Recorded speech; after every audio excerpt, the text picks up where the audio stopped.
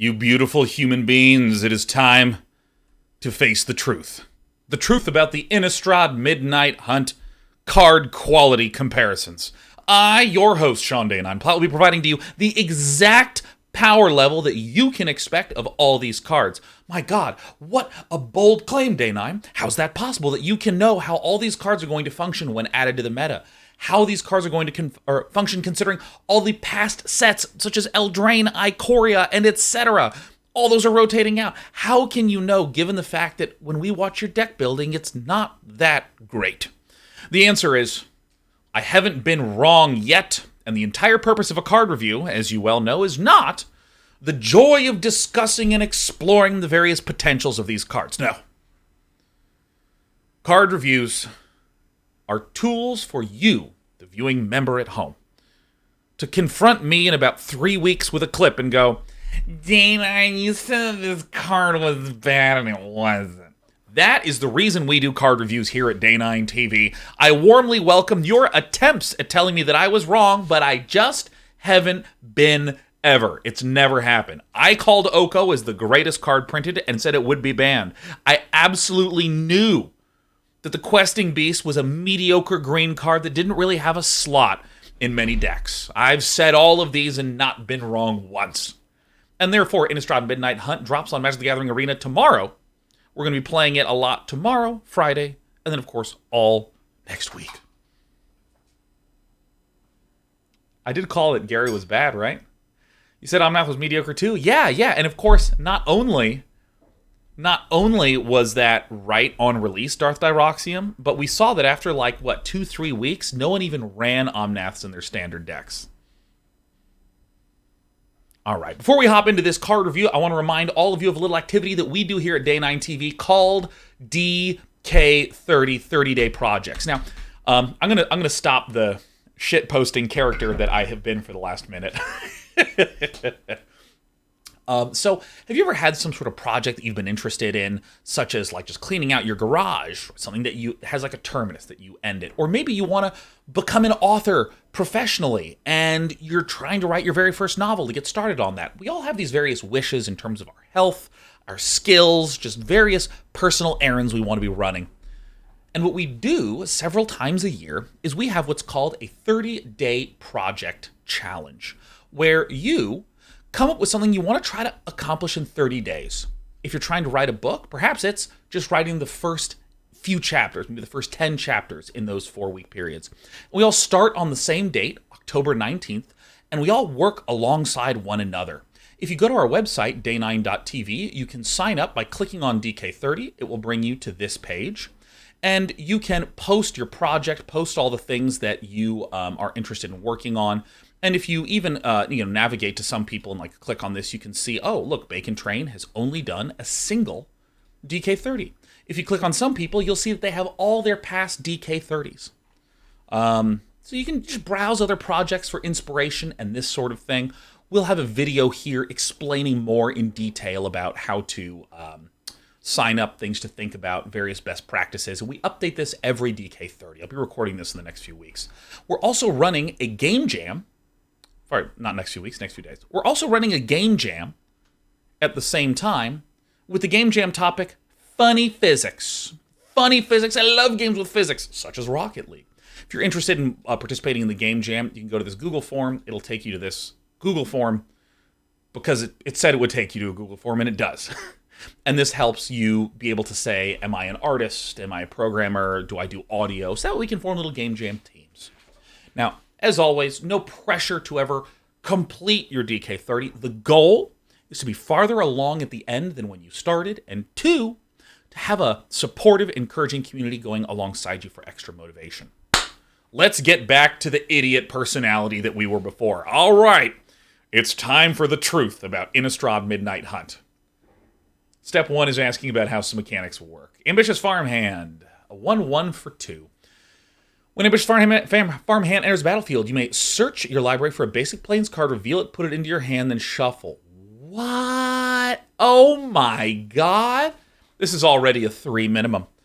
And then Coven, 1 and a pair of whites, transform Ambitious Farmhand, activate it only if you control 3 or more creatures with different powers. Now, for you that don't know the transform ability, Transform was a mechanic in Innistrad where you can flip a card and it has a different mode on the back. There's all sorts of dual-face cards, but the idea is that some dual-face cards, like the lands you saw recently, you can play it as the land, or you can cast it as a spell. It starts as this front side, and the card is based upon its front side for the purposes of, like, graveyard recursion. You know, for instance, it says, return target human from the graveyard. This is a human. This is a human. Let's say it was return target peasant from your graveyard. You would be able to return this side. If it said return target knight from your graveyard, you wouldn't be able to do that. What color is the back side? Well, sure looks white to me. Now, it's a 1/1, lets you find a thing. Transform, just to turn it into a 3/3 with lifelink? I'd say it's solid and limited, and outside of that, it's trash. Great. It's kind of hard to have 3 different creature powers like that in Standard. Yes, a 0/4, 1 and a white. Disturb for 6. You may cast this card from your graveyard, transformed for its disturb cost. Generous Soul. Flying and Vigilance. If Generous Soul would be put into the graveyard from anywhere, exile it instead. Wow. So it's an 0/4 blocker that you can pay 6 to return as Flying Vigilance? Oh yeah, I love this in limited. By the way, we're going to just declare a card as limited. If we say it's a limited card, and we don't say otherwise, then it's a 0 out of 5 in constructed. Let's be real, huh? Bereaved Survivor, 2 and white. When another creature you control dies, transform Bereaved Survivor. Dauntless Avenger. Oh my god. Whenever anything around me has died, I have not become brave in the slightest. I cope by watching mediocre anime, eating, and drinking. That's absolutely not an image of me right there. Transforms into a 3/2. Whenever Dauntless Avenger attacks, return target creature card with mana value 2 or less from your graveyard to the battlefield tapped and attacking. Whoa! Whoa! Oh my god. I mean, that's incredible. Also, Eric just told me that I missed the first slide. Did I? Did I miss the first slide? I did. I missed the very first card. We'll come back to Adeline. This seems actually... It might actually be good enough in Standard. This might actually be like a 2 or 3 in Standard. The reason I say this is there's just not a lot of sweepers in Standard. There's not a lot of sweepers in Standard 2022 right now. So I've been really surprised at how much sticking power there is on the board. The fact that this needs to flip and then you can swing and the thing that died comes back might be pretty good. I can also imagine some interesting sacrifice lists. I didn't think as much about self-sacrifice type gameplays until I played Standard 2022, where like the card draw cards of choice are like Deadly Dispute and Village Rites. Don't start meowing. Dad's busy. Sheriff couldn't handle the truth. She's busy being like, oh, this card is Standard playable. Sheriff's fucking wrong. That cat sucks at Magic. She just knocks her library over. Let's take a look at Adeline Resplendent Cathar. 1 and a pair of whites for a star for Vigilance. Adeline Resplendent Cathar's power is equal to the number of creatures you control. Wow. Whenever you attack, for each opponent, create a 1/1 white human creature token that's tapped and attacking that player or a planeswalker they control. If there's one thing that has become a modern meme, it's Sheriff, but also it's people looking at a card and going, oh my god, this is the way this is going to feel in my EDH deck. Like, oh, there's a sort of bizarre pseudo-sexuality to the way that EDH and Commander players describe the addition of one card to their deck. Oh, it's going to fit just right. And for that reason, I give this card a 0 out of 5. It's absolute trash. Alright, great. Let's move on to Blessed Defiance. A single white. Target creature you control gets +2/+0 and gains lifelink until the end of turn. When that creature dies, this turn, create a 1/1 white spirit creature token with flying. Wow! I have been really impressed with instants like this in Limited. The fact that it's +2/+0 and lifelink does a couple things. First of all, it does the very obvious, lets you kill a creature, and then you get a 1/1 white flying spirit token back. But also the lifelink helps you buy back a little bit of health that you may have given up by trying to leave a mana open. So I like this quite a bit. I'd give this like a 2 in limited. 0 constructed. Borrowed Time. 2 and a white when Borrowed Time enters the battlefield. Exile target non-land permanent and opponent controls until Borrowed Time leaves the battlefield. Yeah, I mean, it's... I don't remember what the name of it is. There's always one of these. You know, it's one of these. What was the name of the other one? It's like the Banishing Light, something like that. Yeah, it's this. These cards are fine. You'll always think they're good and constructed, then you'll play one, and then your enchantment will get destroyed, and it'll come right back, and you'll just be like, oh, no. Triggering extra battlefield effects. So for this reason, I'm going to give it a 0 out of 5 in constructed, kind of to remind myself not to run it. What? Come here. Come here. Can you hear this cat? I mean, I have a compressor that's, like, in theory, supposed to mute out all this stuff. Come here. Come here. No, come back. God, this cat's, like, so fucking loud. Like, when this cat meows, I can feel it in my eyes. It's terrible. All right, Brutal Cathar. 2 and a white. For a human soldier werewolf. Oh, baby, we're going Simic on these creature types. It's 2/2 when this creature enters the battlefield or transforms into Brutal Cathar. Exile target creature and opponent controls until this creature leaves the battlefield. What? It's like a multi-Skyclave apparition? Okay, so Daybound. If a player casts no spells during their own turn, it becomes night next turn. Okay, so there's going to be some day and night tracking. It's okay. I played Warcraft 3. I currently play Dota. This is going to be a piece of cake for me. Okay.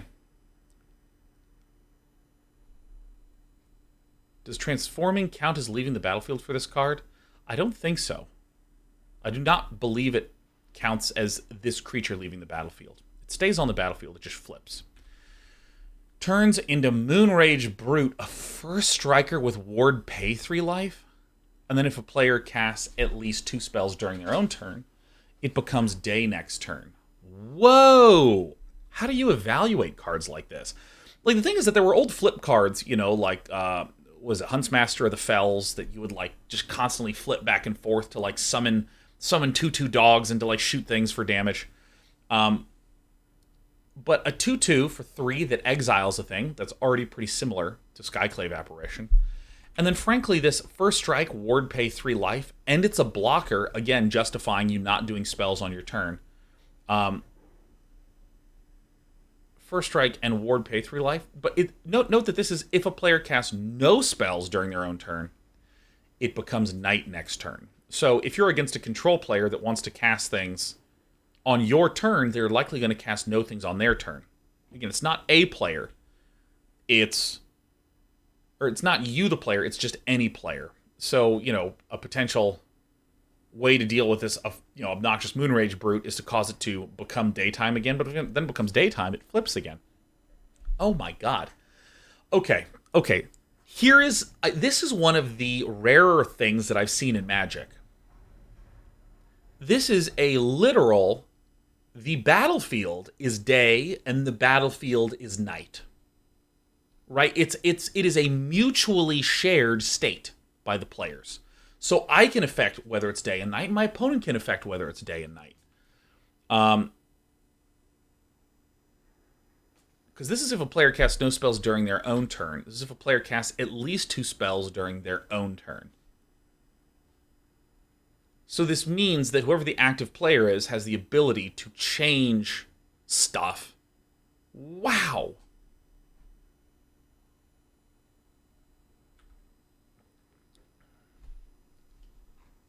Okay. Hey,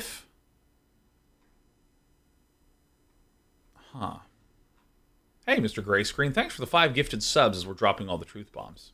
My friend. So the one question I have is that when something transforms, does that mean that this creature leaves the battlefield? I'm 85% certain it does not. I'm 85% certain it does not. So this means that the Brutal Cathar can actually snatch up a whole bunch of things. I'm quite certain of that. So what this means is that this can exile multiple things. And also Daybound and Nightbound, I believe, mean that if I see that the battlefield is night and I play this card, it enters as the backside, right? I'm going to give this a 5 out of 5 because I just don't really understand it.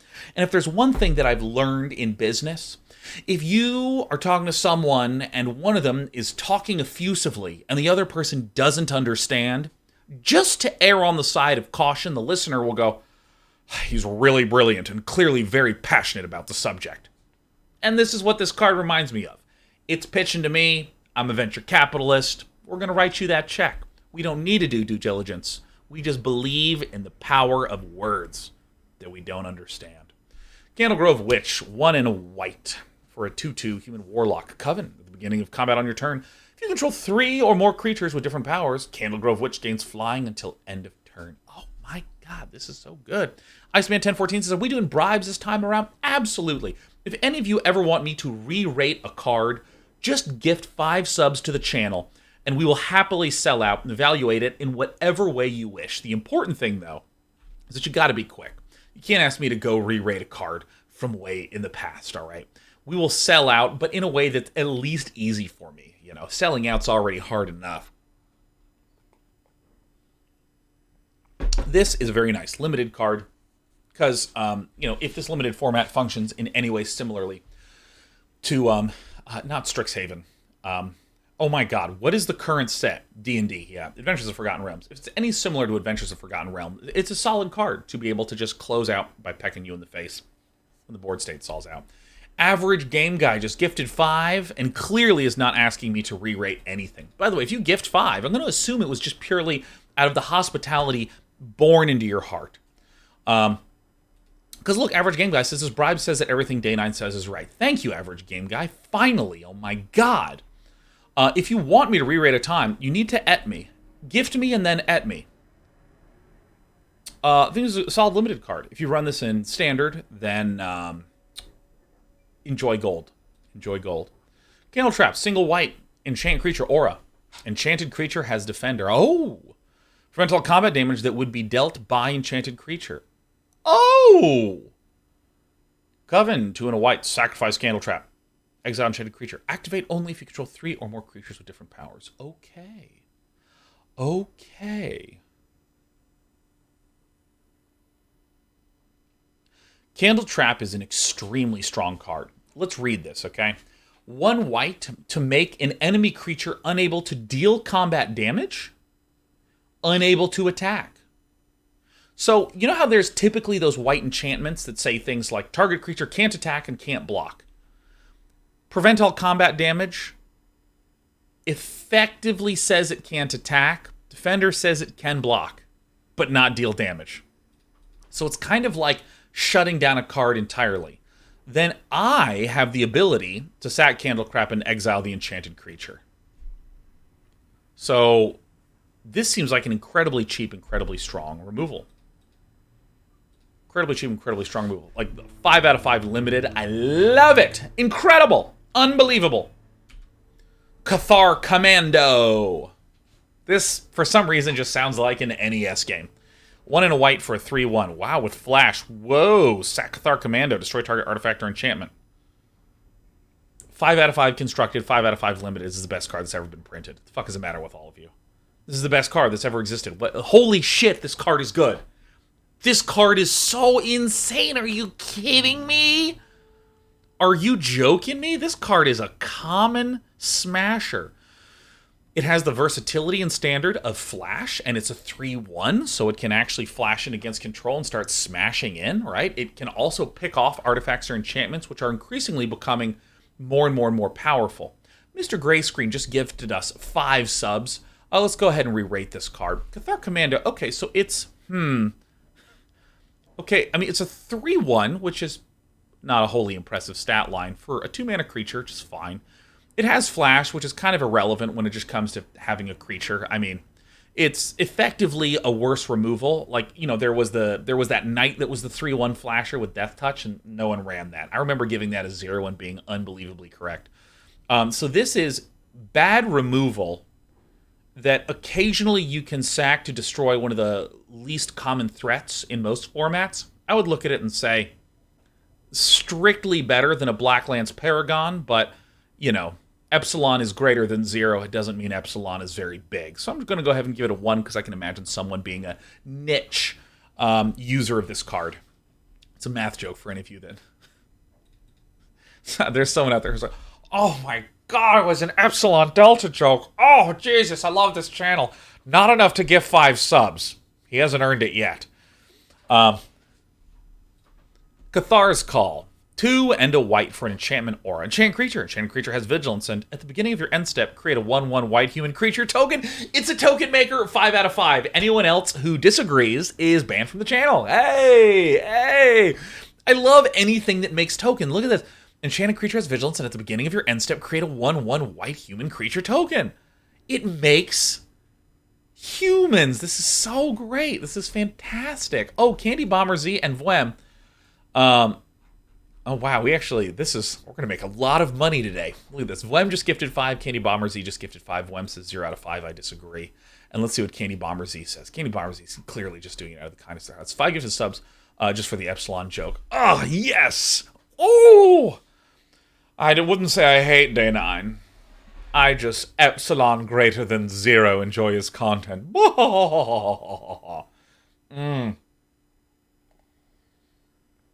Yeah, let me tell you. Marvel may have hit a home run with their Eternals and their Infinites, but I'm going to swing right back with my Infinitesimals. We have the least power in the universe while still existing. Anyways, here's why Cathar's Call fucking sucks unimaginable dicks.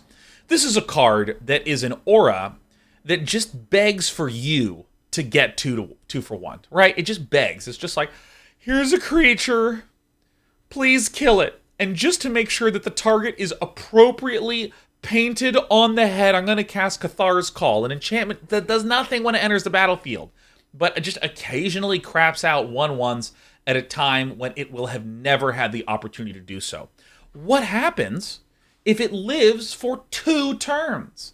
There's 2 1/1s. And if you've watched me play with Outlaw's Merriment, that was not an aura. It made 2 1s, 1 2s, 3 1s, all with haste, and still is the losingest card I have ever incorporated into my deck. So this has to get attached to a creature. It's negative infinity out of 5.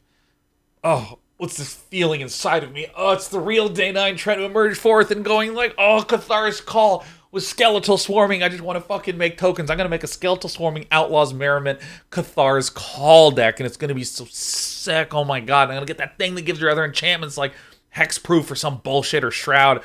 Oh my god, I'm like really into it. I was watching Day 9, and there was a token maker. I could tell he was aroused. Celestes Sanctifier, 2 and a white for a 3/2. If it's neither day nor night, it becomes day as Celestes Sanctifier enters the battlefield. Whenever day becomes night or night becomes day, look at the top 2 cards of your library, put one of them into your graveyard. This card reminds me too much that Magic is a semantics game. It reminds me too much. Like this one, enchant a creature. This enchanted creature spews humans out as though you have created some sort of rapid impregnancy kind of, thing. I can see there's like a fantasy here that's being satisfied, where you turn one of your creatures into like a little clown car. Celestes Sanctifier, to me, feels a little bit like when you're having board game night with your friends and someone says, well, actually. And then they get the rule book and go to a page that, like, it's like a little sticky because no one's ever opened it to that page because it doesn't matter, and then they read this. And so this card is going to be really annoying to play when you're with someone on Friday Night Magic. So we're going to give this card a 0 out of 5. All right. Chaplain of Alms. Yeah, and by the way, this is how we review cards here. Grimace77. Uh-oh, gifted us 5. All right. Let's rewind.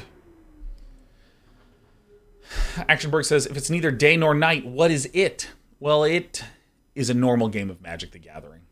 Grimace is 5 out of 5 because it's that guy's card. You know, if there's one thing I really value in board game night, it's knowing all the rules. And I'm just so aware that in every single board game night I've ever been part of, I know that at the end of the day, what people will walk away from with the most joy is knowing that all of their decisions properly live within the constraint of the rules. And what better way to inspire that kind of behavior than a card that makes you go, what the fuck is this fucking rules lawyering kind of card? And what is this doing? And what's the reason? And why would we want this?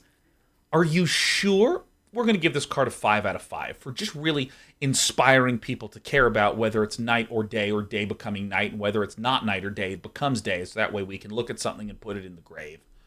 Right? This is faithless looting with a body, is effectively what this is. And that card's hot plasma. Chaplain of Alms, a single white for a 1/1 first striker with ward 1. Love the ward keyword. Disturb, you may cast from the grave for its disturb cost. Whoa! Oh my god! Oh my god, I thought the G-Man was gonna walk out and just be like, hello, Mr. Freeman, please re-rate the card. I'm a big fan of the show, Mr. Freeman. Fuck, man. It's a good thing we're back on the Chapel Shieldgeist, man. Oh my god. Why couldn't it have happened on like a green card and just been a softer shade? Jesus. Flying for strike, each creature you control has ward 1. If Chapel Shieldgeist, be put into a graveyard from anywhere, exile it. Sure. A 1/1 for striker into a flying for striker. This is a weird one. If you look at a lot of the adventure cards, by the way, isn't it funny how you can tell when I'm being sincere and tell when I'm just bullshitting? If I'm talking like this, you know that I'm not really being very sincere. But if I start just, wow, like, oh, God, kind of, ooh, ow, ooh, Owen Wilson, wow. Like, I start getting into the card a little bit. It's a lean-in moment. It's a lean-in moment for everybody. In Limited, this is certainly an excellent card. 1/1 for striker that disrupts curve. When I say disrupts curve, I mean ward 1. Sometimes you'll play a 2-mana creature. And then on turn 3, you'll have a 3-mana removal spell. And then on turn 4, you'll play a 4-mana creature with ward 1 that sort of creates disruption in that. So a 1/1 first striker that you can chump to then turn into a 2/1 first striker that again has a continuous disruption. I mean, that's very, very good. Each creature you control has ward 1. It's so sick. Now in Constructed, if you think about a lot of the adventure cards, like Bone Crusher Giant, it is 2 mana to deal 2. Shocked as that for 1. 3 mana for a 4/3. That's actually a pretty good stat line, but it's not. 3 toughness is not amazing for 3 mana. But when combined as the dual card, it's just fucking insane, right? Bone Crusher Giant is just an insane card when all that happens. And so Chaplain of Alms kind of gives me a little bit of that feel. A lot of these disturb multiple occurrence cards kind of give me that feel. So I actually think this maybe has some legs in Constructed. The more I think about it, the more I'm just like 0 out of 5 Constructed, but this is a Premier Limited card for sure. What is going on here? Please, load all this stuff. There we go. Clarion Cathars. Dude, there are so many Cathars in this set. Oh my god, it's just Cathawful. 3 and a white. When Clarion enters the battlefield, create a 1/1 white human creature token. Okay. Hi, I'm a limited card. I rated a 3/3 out of 1/1. Curse of Silence, a single white, enchant player.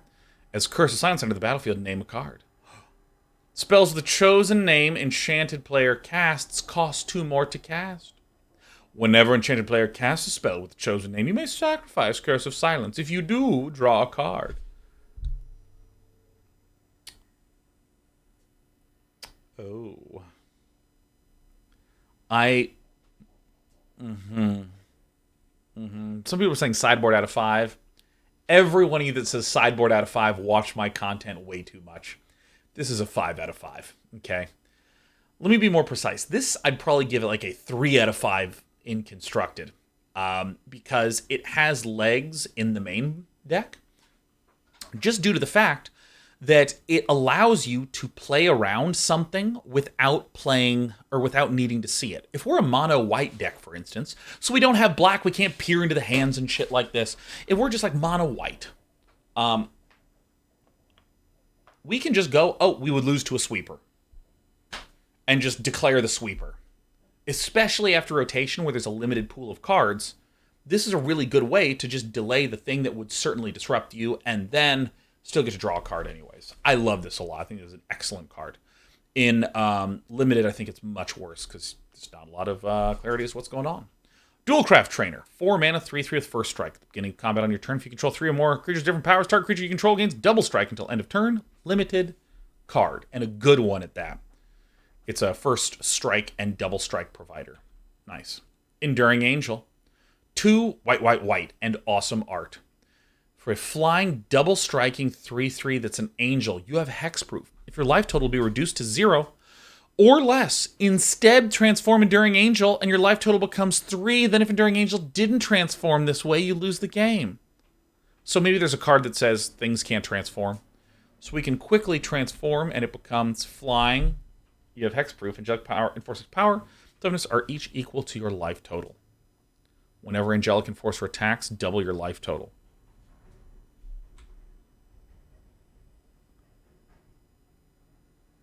Burning Wave says that lower text is to stop weird token copying stuff. Makes sense.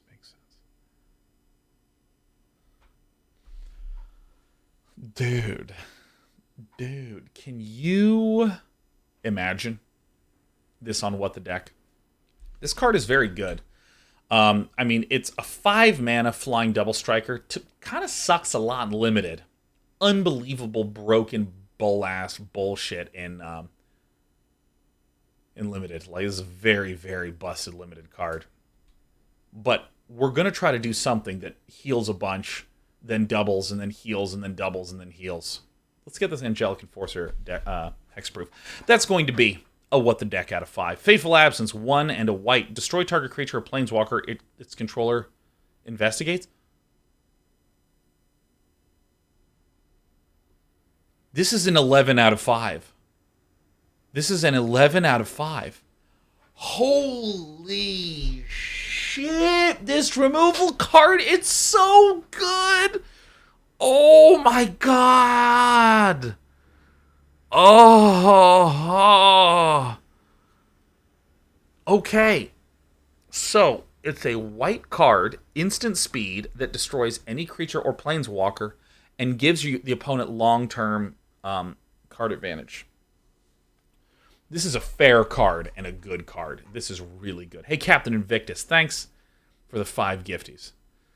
Captain Invictus is Fateful Absence, 0 out of 5. You want me to re-rate this? Okay, this is an amazing card because it's 2 mana, instant speed removal. Great for getting tempo gains. Investigate. Anytime you investigate, you make a clue token, then you can pay 2 and sack that clue token to draw a card. Captain Invictus wants us to re-rate this as a 0 out of 5 as the result of a bribe.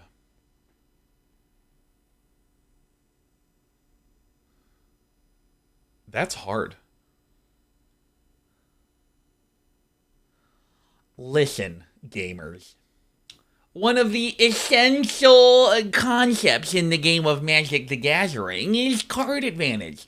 Why would you cast a spell that gives your opponent 1 additional card? A stupid move. Now, the way to read this card is pay 2 mana, let your opponent draw a card. Why would we do this? Why? It just doesn't make any sense. Card's fucking incredible. All right. Flare of Faith. Well, that's a little bit different from a Flare Up of Faith. 1 and a white. Target creature gets +2/+2 until end of turn. If it's a human, instead it gets so big and becomes so strong. Garbage card. Gavany Dawnguard. 1 and a pair of whites. Ward 1, 3/3. If it's neither day nor night, it becomes day as Gavany Dawnguard enters the battlefield. Whenever I show up, it's bright, right? I'm like Phoenix's ultimate. Whenever day becomes night or night becomes day, look at the top 4 cards of your library. You may reveal a creature card with a mana value 3 or less from among them and put it into your hand. Put the rest on the bottom of your library in any order. So it's day as it enters the battlefield. It's not that it's on the battlefield and then the day toggles. It's not that happens. So this is a pretty good card, but it doesn't do the drawing right when it enters. It just doesn't do that. It enters, and then you need to do something else. Because as something enters the battlefield means you cast it, and it's up here, and then it becomes day, boom, and it hits. Which is different from it is on the battlefield, and then day happens.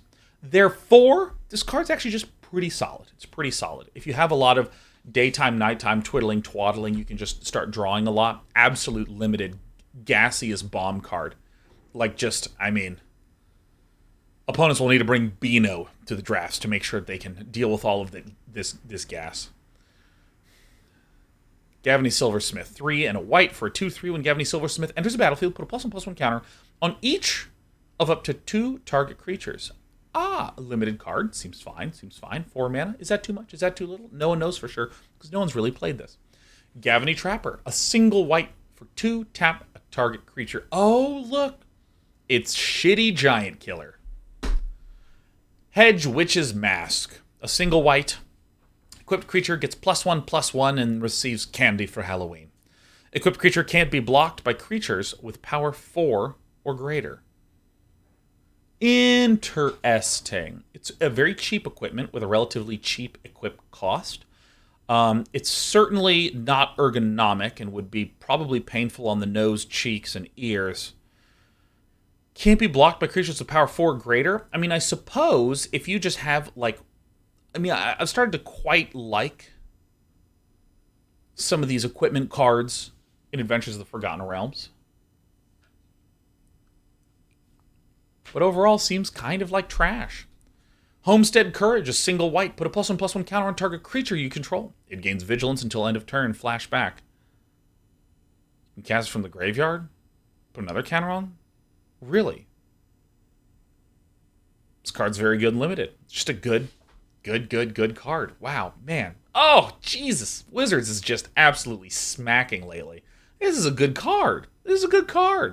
I can even imagine this being run in Constructed. There's all sorts of bullshit in Constructed that's like, whenever you cast a spell, make this garbage creature unbelievably broken. Intrepid Adversary for a 1-white 3/1 mythic rare. Okay, 3/1 lifelinking, 1 and a white. When Intrepid Adversary enters battlefield, you may pay 1 white any number of times. When you pay this cost 1 or more times, put that many Valor counters on Intrepid Adversary. Creatures you control get +1/+1 for each Valor counter on Intrepid Adversary.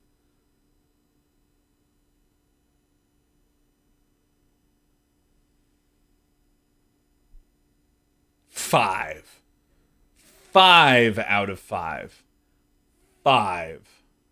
Fucking 5. This is just a thick weenie. You know what I mean? Notice it doesn't say other creatures, it says creatures. 5. Now, a lot of the Lord cards cost 3. You know, like the goblins that are like, your other goblins get +1/+1. Those lords, a lord, by the way, is give +1/+1 to your buddies.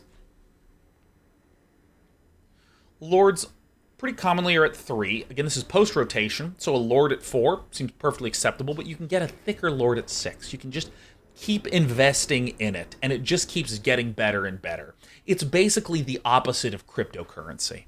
This card's actually really good. This is incredible. Wow. Ixidor just gifted us 5 subs. Is this a bribe, or is this support? Adversary 0 out of 5. Sure, you got it. Okay. I can make the same joke. The way to read this card is, as long as I keep buying Dogecoin and everyone keeps buying Dogecoin and we never cash out our Dogecoin, we can be absolutely confident that, in theory, we're one of the richer people we know. This is the kind of card that's just going to sit in your hand until the worst possible time, and that right when you play it. You're going to have the opportunity to play it on turn 4, but you're going to have planes in your hand. You're going to be like, I don't know, maybe I should wait and see if I can get another planes. You put that planes down, you pass, you don't get the planes, you get swept, then you draw the planes, and then you play the Intrepid Adversary, and you go, why didn't everyone else hodl? And that's why you don't want to run these garbage cards. This is why you don't want to do it. Intrepid Adversary, it's a 3/1 lifelinker. Most of the time you're going to play it as a 3/1 lifelinker. And it's basically going to be a 3-1 game sinker. 0 out of 5. If you run this card, you're banned from my channel. All right, Loyal Griff. Loyal Griff, 2 and a white for a flash flying. When Loyal Griff enters the battlefield, you may return another creature you control to its owner's hand. Oh. Oh, that's nice. Hey, Mongander, thanks for the gifted 5. I already re-rated a card, so we got to wait till the next one. Loyal Griff says 2 and a white to basically save a friend. Save a friend. That's pretty... I mean, this is a solid limited card. Now, is this good enough in Constructed? A flash flyer in white. There's a lot of flash coming in.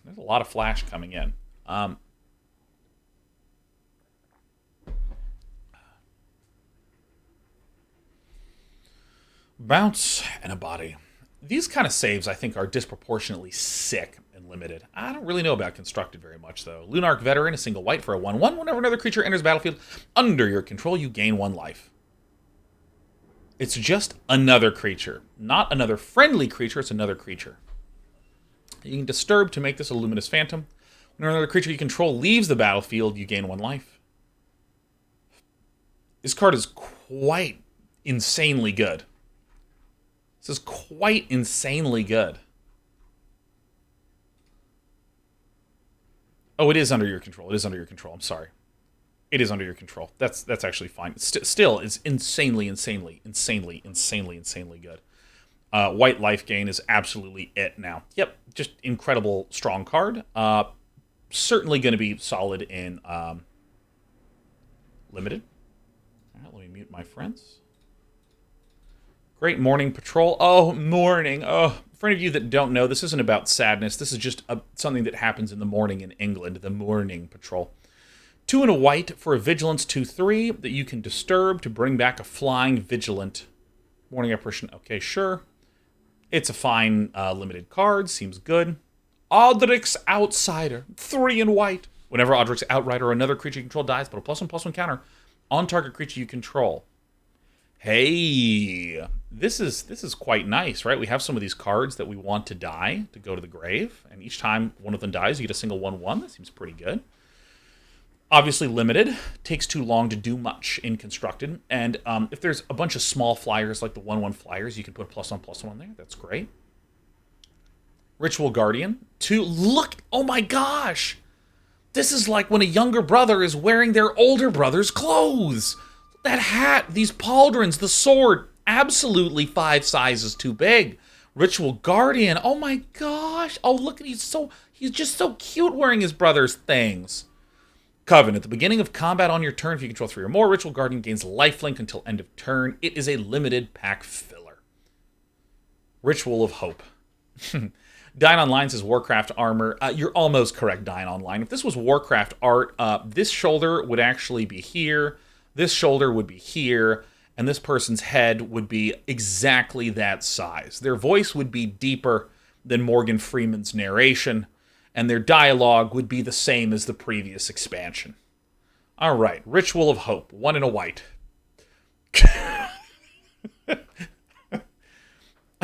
Creatures you control get +1/+1 until end of turn. Yep, just one of these finishers.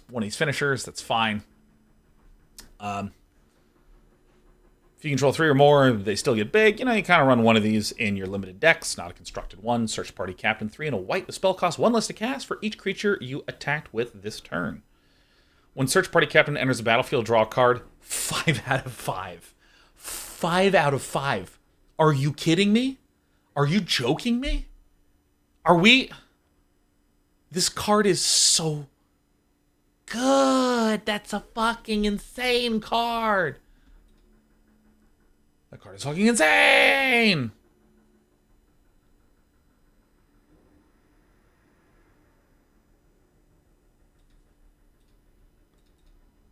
Wow. So, like, in White Weenie, you would play, like, a 1/1 on turn 1. The next turn, you'd play a 2-mana creature or another pair of 1-mana creatures. Next turn, you swing with these and then cast it for 1 or 2 to get a 2/2 and draw a card. Holy shit. Incroyable. All right. I mean, again, this card is like disgusting. Disgusting limited, disgusting and Constructed, common. Excellent. 2 and a pair of whites. Enchantment. As Sigarda's Splendor enters the battlefield, note your life total. Noted. At the beginning of your upkeep, draw a card if your life total is greater than or equal to the last noted life total for Sigarda's Splendor. Then note your life total. This reads too much like a mathematical textbook. The only difference between this and a mathematical text is that instead of note, it would say consider. As Sigarda's Splendor enters the battlefield, consider your life total. At the beginning of your upkeep, draw a card if your life total is greater than or equal to the last considered life total for Sigarda's Splendor. Then know your life total. Whenever you cast a white spell, you gain 1 life. This is the most broken, stupid, insanely good card. You play this, heal a little, draw. Heal a little, draw. Heal a little, draw. And heal a little, draw. Dine Online, gifted 5. Is it a bribe or is it warm support for the content we provide on this channel? Oh, you want me to rate this Epsilon out of 5? Sure. Epsilon, for any of you that don't know, in the same way that the sideways 8, the infinity symbol, represents a concept, epsilon is the mathematical concept of something that is greater than 0, yet smaller than every other number. Okay? Why is this card an epsilon out of 5? Well, Sigarda's Splendor, someone will run this. We'll probably try to do some jank with it. It won't work well. First of all, this is the same cost as a 4/4 white angel. We see a white angel in the art. We don't even get that angel on the battlefield, so that kind of sucks. It's a 4 mana, do nothing the turn it's played. You have to wait until it's your upkeep again, which means that in order to... Actually, now that I'm saying this, I'm starting to realize there's merit in this. It's at your upkeep, draw a card if your life total is greater than or equal to the last noted life total. No, totally wrong. We can cast something on the opponent's turn. So it's like you play this, then at upkeep you cast something, gain life, and then hope to draw.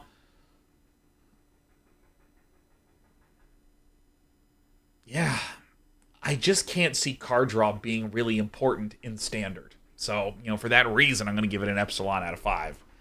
I did it. Sigardian Savior. Sigardian. Hello. 3 and a pair of whites for a flying 3/3 when Sigardian Savior enters the battlefield. If you cast it, return up to 2 target creature cards with mana value 2 or less from your graveyard to the battlefield. Holy fuck!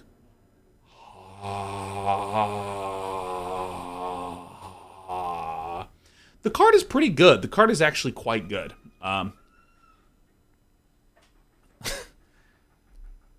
It does require that Sigardian Savior enters the battlefield. This is certainly more of a constructed one. My cat likes to smell my breath, and I like to breathe in the face of things. It's a real power trip. You guys should try it. It returns them from the graveyard to the battlefield, and we've seen a lot of effects like this from Luris to other cards like it's the 3 mana cost, return things combined. What's the 3 mana instant speed, return things from your graveyard to the battlefield? Maybe it's sorcery speed. Something of the Death Dweller, Return of the Death Dweller, Smeller of the Death Dweller. These effects are typically good. So I'm actually going to rate this probably 1 out of 5 in constructed. Call the Death Dweller, that's what it is. I think it's the text message of the Death Dweller. Something like that. I think this one's 1 out of 5 limited. I think it's going to be good. Soul Guide Griff. 4 and 1 white. Yes, Soul Guide Griff. Having the body type of everyone right after they've finished phase 1 of puberty, but before they have any maturity. Got those long necks, the long limbs, and none of the fat or muscle to pad it out. You look like a Soul Guide Griff. Flying 3/4 when it enters the battlefield, exile up to 1 target card from a graveyard. It's like whatever. Reverend, gifting 5. Warm support, or is it a bribe? That plumage, though. Absolutely. I got the plumage at Claire's. All right. So, Sun Gold Barrage. 2 and a white. Destroy target creature with toughness 4 or greater. Welcome back. Reverend, with 109 months subbed in a row, saying just support. Well, hey, thank you warmly for the 9 years of support, Reverend. And you know what, Reverend? I'm going to rate you a 5 out of 5. Reminder, anyone can bribe me with gifted subs to re-rate Reverend. Feel free to do that. We are corrupt. All right, Sun Gold Sentinel, 1 and a white for a 3/2. Whenever Sun Gold Sentinel enters the battlefield or attacks, exile up to 1 target card from a graveyard. Okay. This is actually a really good stat line, like for Historic, where there's a lot of weird graveyard interaction. Coven, 1 and a white, choose a color. Sun Gold Sentinel gains hexproof from that color until end of turn and can't be blocked by creatures of that color this turn. What? Oh my god, the card is very good! Oh my god, this or Adversary? This is way better than the fucking Adversary. Are you kidding me? Joe Locks is 0 out of 5 Revered because I'm evil.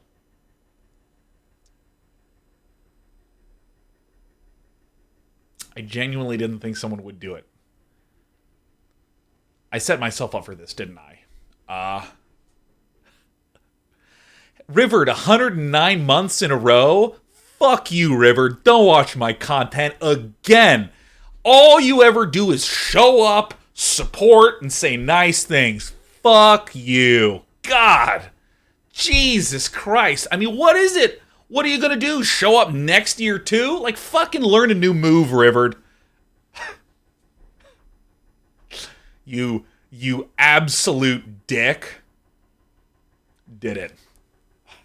Revered, look, I'm really sorry. I hope I exaggerated enough to make it clear that I don't think you say. I hope so. All right, Sun Gold Sentinel. This is really good. The ability to be a 3/2. It's a good stat line. Enters the battlefield, exiling a card from the graveyard. Look at Scavenging Ooze. It does grow. Scavenging Ooze does, but Sun Gold Sentinel is like a white, non-growing version that does the kind of same effect. Repeated deletion. Repeated deletion. So I think it's going to be very, very strong and constructed. And this stat line, I think, is perfectly acceptable. And this Coven is perfectly acceptable and limited as well. Sunset Reverie. 1 and a white. If an opponent has more life than you, you gain 4 life. If an opponent controls more creatures than you, makes them humans. If an opponent has more cards in hand than you, you draw a card. I was reading this so clownishly, but this is actually quite a good card. There is the Timely Reinforcements card, which is like, if you have less life and less creatures than your opponent, gain 6 life, summon 3 1/1s, and it's just so good. It's actually, like, offensively good. I like it a lot. Emran Omar, thanks for the gifted vibes. Gifted vibes. Warmly thank you. Sunset Revelry is just going to be an extremely good constructed card. Extremely, extremely, extremely good. Emran Omar says, re-rate Revered to 100 out of 5. Revered. Revered, my sweet.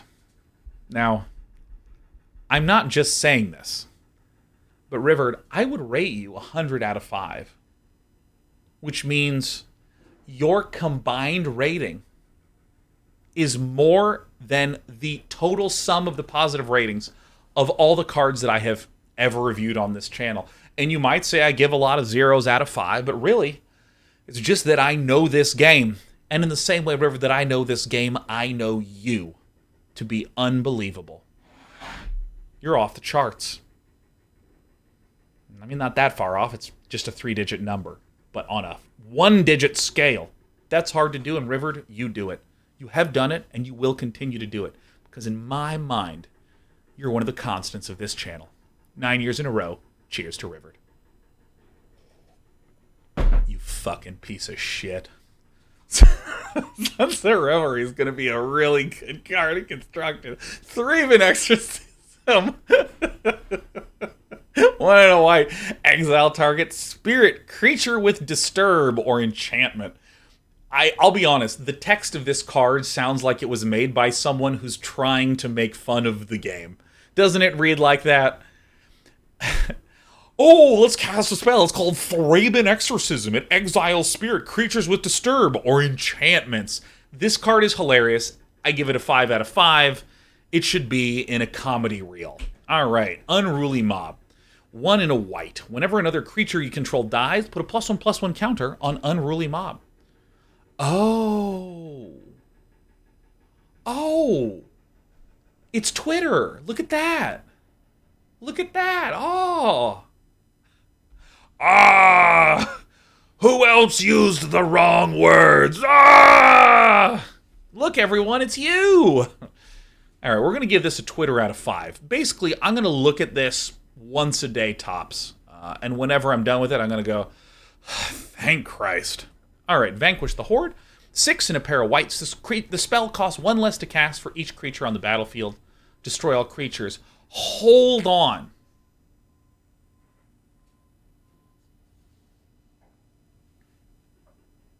So, if villain has 4 creatures, then this is a Wrath of God. Now, I'd like to once again remind you that if you're noticing 20 hardened nipples, it's because there are 10 Commander players watching right now, okay?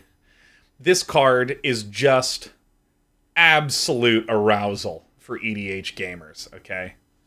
EDH, I looked at this card and I was like, EDH, Now, in terms of just raw numbers, you often will cast a sweeper when there's 2 or 3 on the battlefield, which means this is 5 or 6, which is kind of a bizarre and painful stat line.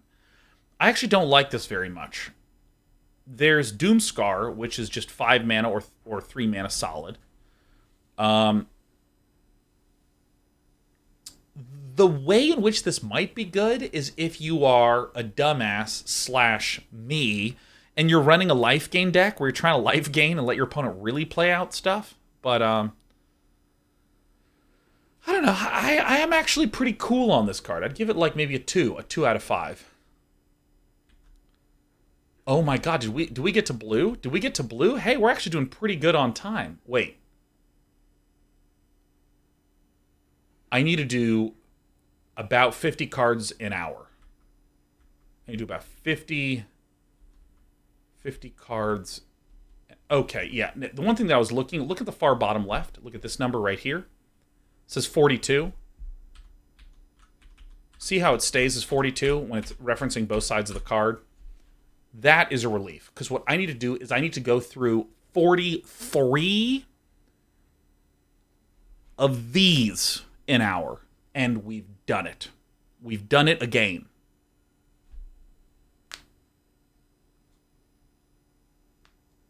$43 an hour, because if I do 43 times 2, it's 86.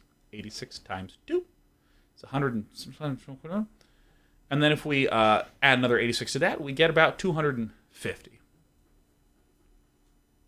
All right. Are we ready? Are we ready for blue? That was good. That was kind of fun. We got to be really silly. We got to poke fun at things. We got to get excited. This is the whole reason we do these card reviews.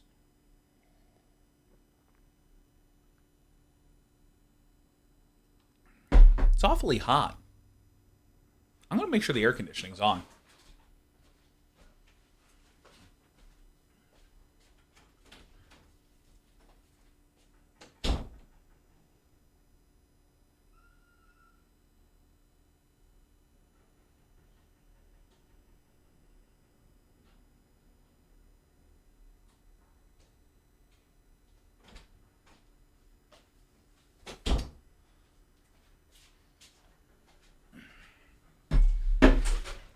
It wasn't. I'm sweating.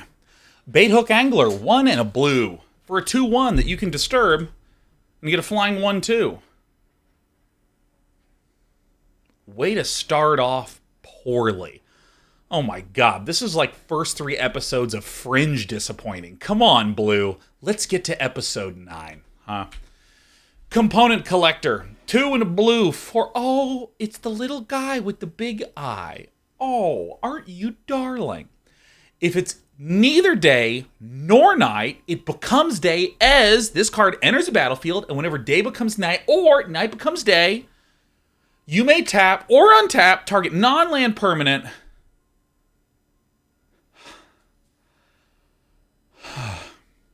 This card, this is like trying to make one decision in Agricola.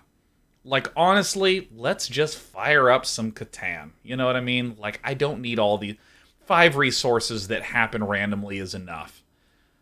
I'm exhausted. Look at this little guy who's just like, do you want to hear the rest of my text? All the cool gameplay maneuvers are in the sack of dead bones. 0 out of 5. Enjoy the bottom of the ocean. Consider. Oh. My favorite mathematical word. I love the word consider. The only math word that I love more than consider is suppose, okay? Consider 1 blue. Look at the top card of your library. You may put that card into your graveyard. Go ahead and draw a card. 5 out of 5. Fucking love it. It's Surveil Opt. Oh my god, it's like Opt, but it's better because it fills the grave. Oh, this is faithless looting, but you get to draw the card. You know what I mean? Iceman says, isn't this just Surveil? Yeah, if we were using the Surveil mechanic, this would say Surveil 1, draw a card. Yeah.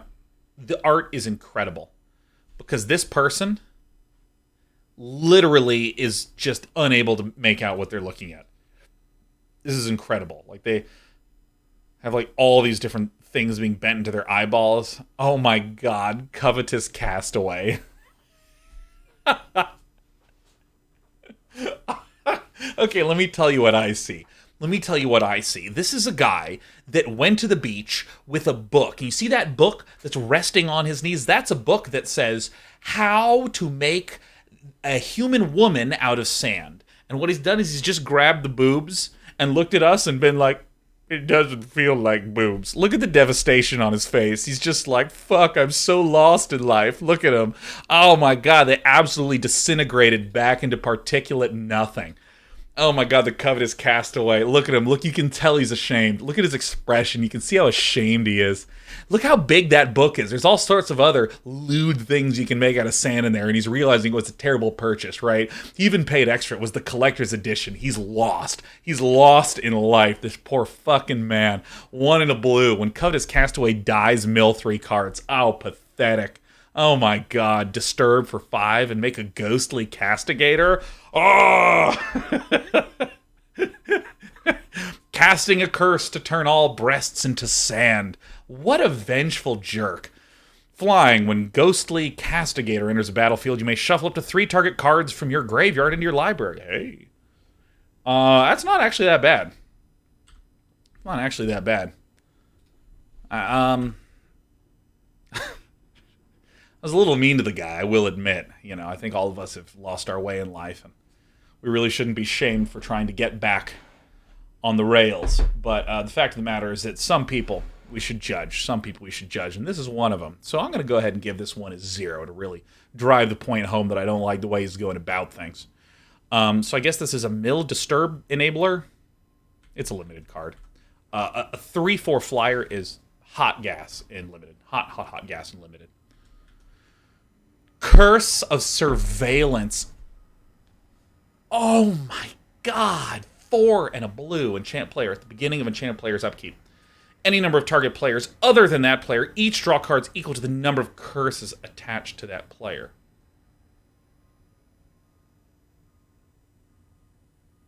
Okay, so I curse you. Oh my god, I hate the idea of being surveilled, and I guess this is actually what anti-vaxxers think a vaccine does, isn't it? I guess that's actually why it's just so resonant. This, for any of you who don't know, is what 5G looks like when you open up the wires. The funny joke is that 5G, it doesn't, the wires are the whole point. You don't need it doesn't matter. Beginning of enchanted player's upkeep. So if I curse you at the beginning of your upkeep, I get to choose people other than the cursed person, and I get to draw cards. This is good.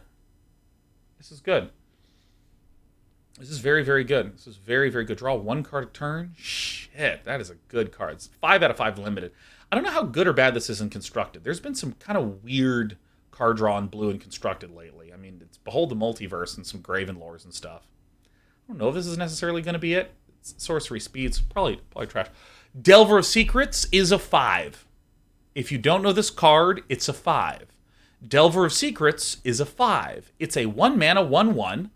At the beginning of your upkeep, look at the top card of your library. You may reveal that card. If an instant or sorcery card is revealed this way, transform Delver of Secrets into a simple 3/2 flyer. It is an unbelievable card. Now, for any of you who don't know, this is the expression that someone has when they're looking at this. Their recently painted and uploaded photo of their Warhammer 40k figurine. Once you're done painting it, you're proud of it, you want to share it, but if that camera was facing the other way, you'd see this fucking guy. All right. Insectile Aberration. Devious Cover-Up. Oh my god, this art is incredible. It's a scarecrow. that's a corpse, and you just... Yep, we're just going to do it. We'll put the hat down. 2 and a pair of blues. Counter target spell. If that spell is countered this way, exile it instead of putting it into its owner's hand. Shuffle 4 target cards from your graveyard into your library. I like these shuffle graveyard into the library. Okay, so Darth411 just gifted us 5 subs and requests us that we re-rate Delver of Secrets as a 0. You got it. And also, remember, if you want me to re-rate a card, please at me afterwards. Because we got a lot of chatter here today. People are really quite excited about the information they're receiving, the truth bombs that are being shoved right in between their forehead, really in the same way that the steel rod goes into the cow's forehead. That's the knowledge. It kills you instantly, and it's totally painless. Delver of Secrets. Why is it a 0 out of 5? Well, 1-mana 1/1s don't really excite us. You have to have Delver of Secrets and then also a lot of instants or sorceries. So, like, be a creature deck or be a spell deck. I don't really know why you want to be both. And frankly, the payoff is just a 3/2 flyer. I mean, let's be real. Why do we not run things that cost 2? Say it with me. Dies to Bone Crusher Giant. Okay, just say that. Now, we might say, well, Sean, Bone Crusher Giant is rotating, isn't it? And I would be like, not in Historic, and Constructed includes that too. I'd give it a 0, give it some of these guys. Shock is legal and is cheaper, and honestly is better than Bone Crusher Giant. So we'd fully expect the Insectile Aberration to go the path of Jeff Goldblum in The Fly. Some compelling content before absolute body horror. All right, let's move on to the next one. Dissipate, counter target spell. If spell is countered this way, exile it instead of putting it into its owner's graveyard. Very nice card. Very, very nice card. This card is deceptively powerful in Constructed because as there starts to be more graveyard interaction, all players start to need ways to deal with the graveyard. We see cards like Grafdigger's Cage preventing things from entering the battlefield. We see all sorts of various exile all cards in all graveyards, things like this. Skipped one. Well, Devious Cover Up, I'd give it like a 2. It doesn't really matter. It's kind of whatever. But all colors need some way to deal with graveyard in some way. And so Blue's way is we will counter exile it, which is incredibly good if your opponent, say, casts a Phoenix. Maybe you weren't able to kill the Phoenix, or you weren't able to counter it initially. You cast a Sweeper. And then on their next turn, they start casting some stuff. The Phoenix is going to come to the battlefield. Boom, dissipated, and it's exiled. Things like Uro get dissipated. Things like Kroxa get dissipated. All these disturb creatures get dissipated. I like this a lot. I'm going to give it a 3 in Constructed. It's a 3-mana counter spell, so it's a little pricey, but it seems good. Yes, Drownyard Amalgam. 4 and a blue for a 3/6. When Drownyard Amalgam enters battlefield, mill a card. Drownyard Amalgam can't be blocked.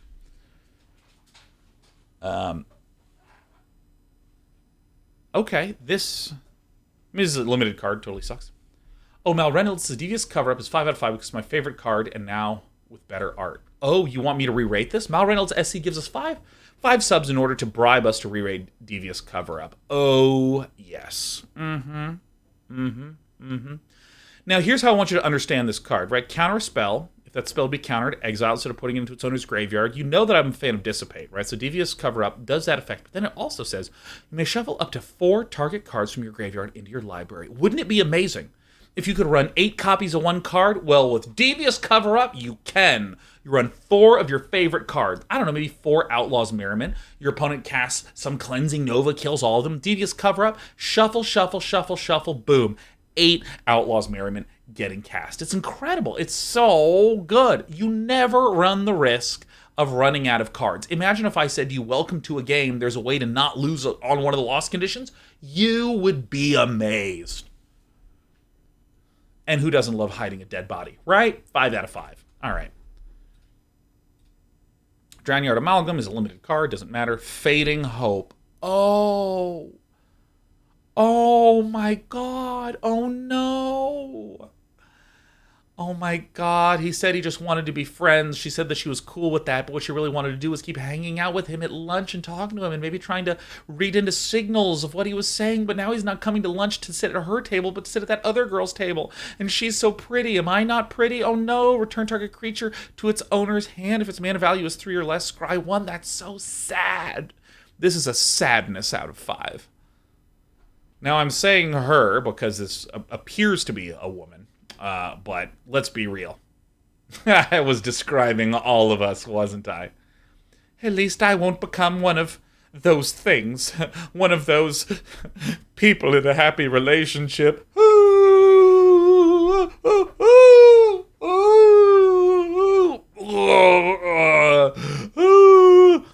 Oh my god, fucking Fade and Hope. Falcon Abomination. Hey, look! It's the girl that she's jealous of now. Ah, yes. Actually, this is me when I had a crush on someone when I was younger. I was like, "Hi, do you want to talk forever?" 2 and a blue for a 2/2 flyer. When Falcon Abomination enters battlefield, create a 2/2 black zombie creature token with Decayed. It can block. When it attacks, sacrifice it at the end of combat. That's an interesting mechanic. That's an interesting mechanic. I mean, this art's hilarious. I love this. A 2/2 fly. I mean, this is... I don't even know how to fucking evaluate Decayed. It's like really weird.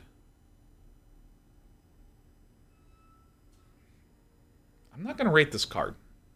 I'm not going to rate this card. I know that this is a card review, and I said we'd be doing a full set review, and I am. This is not rated. Look, when you divide something by 0, you know what mathematicians say? We just didn't define that. It's undefined. I'm refusing to engage. All right. Firmament Sage. By the way, I'm very excited for...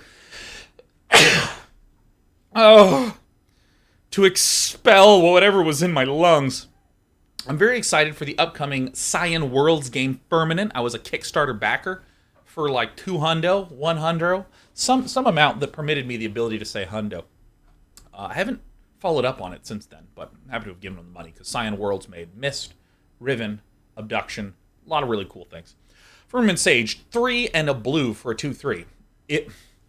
If it's neither day nor night, it becomes day as I enter the battlefield, but whenever day becomes night or night becomes day, draw a card.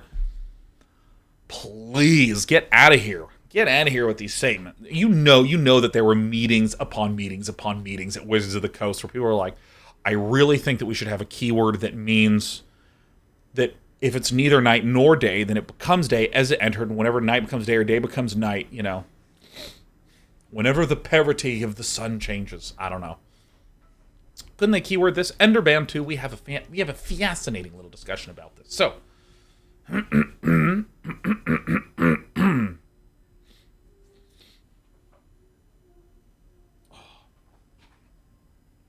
okay. It's time to use my most powerful tool, MS Paint. Okay. So let's imagine we have a card here. All right, so here's the image that's up here. I'm going to give myself lots of room for text. Now, things in red will be keywords. This is like flying, vigilance, first strike, you know, stuff like this. You'll have your text down here.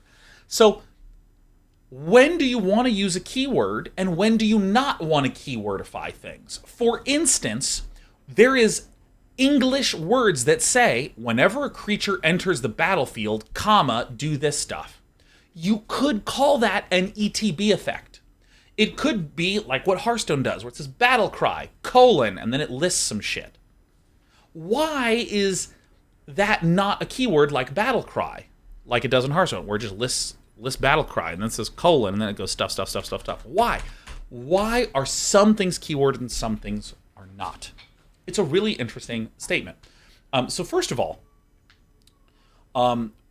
research shows that if you have too many keywords, it works against the goal of having the keyword there in the first place. So, for instance, if you said, okay, flying, and then you just had a bunch of normal text in blue, like this. Cognitively, when someone reads this card, they go, okay, wait, what does flying mean? Okay, cool, I now know what it means. Anyways, let me just figure out what this means, and okay, cool, I'll move on. There's the implication that if it's in blue, it means that you can just read it and understand it. But if you overly keywordify, like imagine if you just had 10 keywords like this, cognitively what happens is it feels like you then need to take this one and then go somewhere and learn what this keyword does. Then you got to go read about this on that wiki, and then you got to Google this, and then you got to figure this thing out, and then you got to like do this. And when I say research indicates if you use too many keywords, it can work against you and make things harder to understand. The research behind this is based upon academic papers. You can go and I want you to go look up a paper on machine learning. And when you read that, it's in English, and you'll go, I don't know what the fuck this thing is saying. I don't know what it's saying. Because you have to stop and go and then look at that. Okay, so now I remember that, and now I have to put this and contextualize. Okay, I need to go on that. So you want some keywords purely for the sake of streamlining. You don't want too many keywords, because then it feels like, oh, the barrier between me and playing this game is I have to stop and learn the keywords. When does that stopping point happen? It's not a precise number, but again, if you have, every once in a while there's a keyword. Every once in a while there's 2 or 3 keywords. And then there's no keywords. And every once in a while there's another keyword. You start to get into this zone where people can start to learn and memorize the keywords. At no point do they stop playing the game because they think, I need too much prior knowledge to play this. And you're in good shape. And also, there's a lot of nuance that can happen with, for instance, I use the example, enters the battlefield. Well, there is, whenever I enter the battlefield, do this. There's also, whenever a human enters the battlefield, do this. Whenever an enemy creature enters the battlefield, do this. There's a lot of different flavors of when something enters the battlefield. Therefore, it's dangerous to keywordify that, because if you keywordify battle cry, whenever I enter the battlefield, I do this. Yeah. What happens if you want the trigger to say whenever another creature enters the battlefield? You know what I mean? What are you going to call it? Another battle cry, self battle cry, enemy battle cry. This is a great example of the keywordification of that goes against the goal of clarity, so you may as well just write it out in plain English. Uh-oh. Noonie versus re-rate your drawing 0 out of 5. You want me to re-rate my drawing? You got it. Cash for corruption. All right. Now, let's just imagine that this is a magic card, and like these are some keyword text here and keyword text here. And let's just say this is like the actual text that's like written out.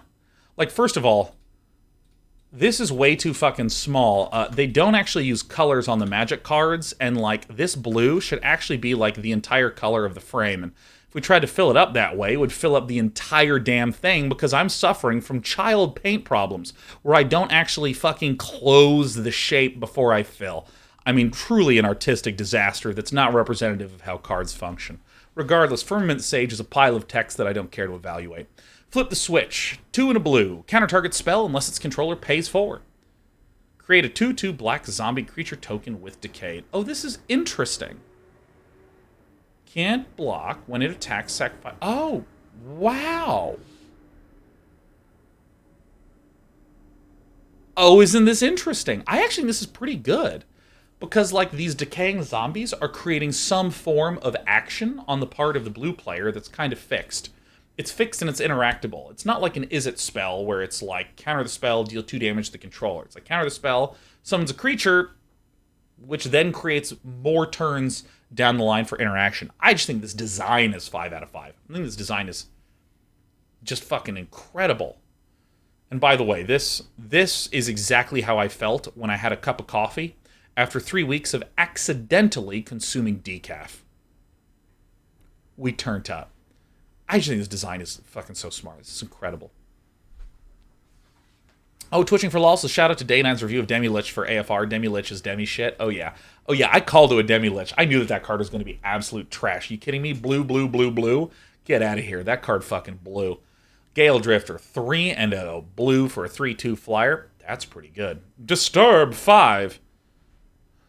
2/2 flyer. Oh, interesting. Gale Drifter, Whale Drifter. And, of course, the hit song by AWOL Nation, Sail Drifter. I think that this card is fine. This is a fine constructed, or fine limited card. If you run this in constructed, you're banned from my channel. Geist Wave. 1 and a blue. Return target non-land permanent to its owner's hand. If you control that permanent, draw a card. Oh, okay. That's like fuck it's like whatever. Card sucks. It's trash. It's absolute garbage. It's hot garbage. Is it hot in here, or is this card garbage? You know, this actually weirdly could function a little bit like Veil of Summer. Someone casts a removal spell on your creature. You Geist Wave to bounce it and redraw. You know? Maybe this card's actually pretty good. It's either trash or as good as a card that was banned for being good. Grafted Identity. Yes. You know, I live in Los Angeles. This is what a lot of the Beverly Hills moms look like. They're like, do I look happy? The expression I ordered was happy. Grafted Identity. 2 and a pair of blues. As an additional cost to cast this spell, sacrifice a creature. Enchant creature. Oh my god, is this Nick Cage?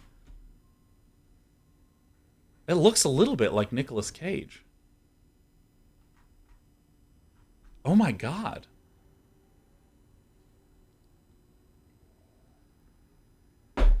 Wow.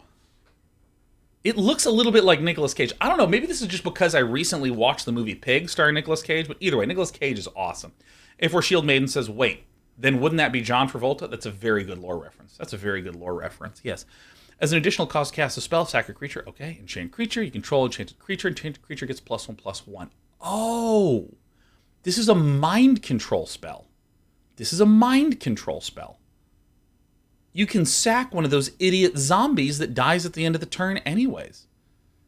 You can take control. This is a very good limited card. Wow. I hope to run Nicolas Cage or John Travolta. I don't know what act we are in the movie Face Off with this card, but this is a good limited one. Larder Zombie. Oh, look, it's me.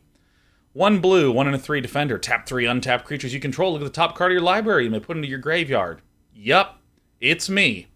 This card is fucking awful. All right. Lier, Disciple of the Drowned. 3 and a pair of blues. Yeah, womp womp indeed, Dim Mock Daddy. Spells can't be countered. No one gets to counter. Each instant sorcery card in your graveyard has flashback. The flashback cost is equal to that card's mana cost.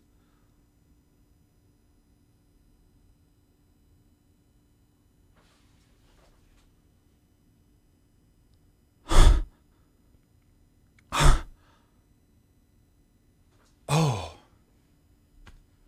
Oh my god. Oh my god. Yeah.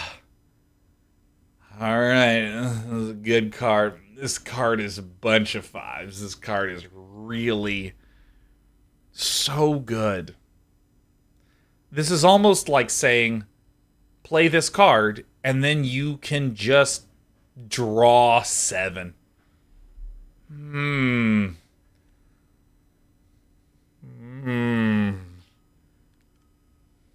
Oh, yeah. All right. I think this card is very good and limited. In Constructed, I feel like it would make more sense in an Is It list. It is 5 for a 3/4. I think it's probably a 2 out of 5 in Constructed. I don't think it's going to be that unbelievable in Constructed. Spells can't be countered. I mean, that is pretty sick.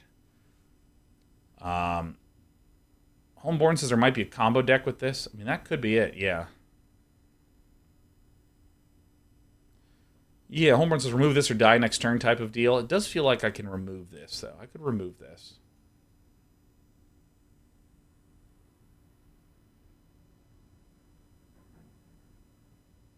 I mean, you can also just counter this spell. That's the thing. Yeah,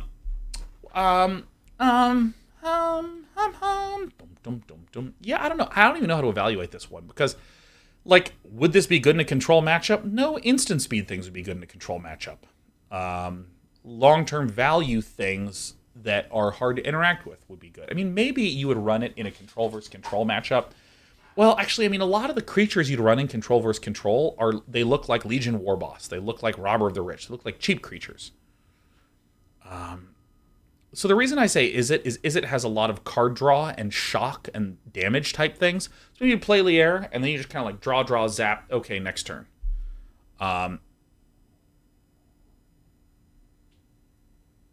Yeah, I think it's 2. I think it's 2 out of 5. I think it's 2 out of 5 in Constructed. Locked in the Cemetery. Oh no! Egads, 1 and a blue. Enchant creature when locked in the cemetery enters the battlefield. If there are 5 or more cards in your graveyard, tap enchanted creature. Enchanted creature doesn't untap during its controller's untap step.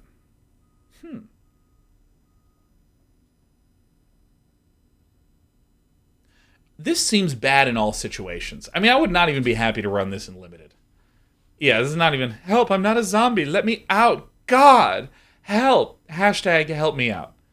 This is so funny. This is some of the best flavor text. Like, this is like low effort, like sort of writing that perfectly matches the expression of this guy.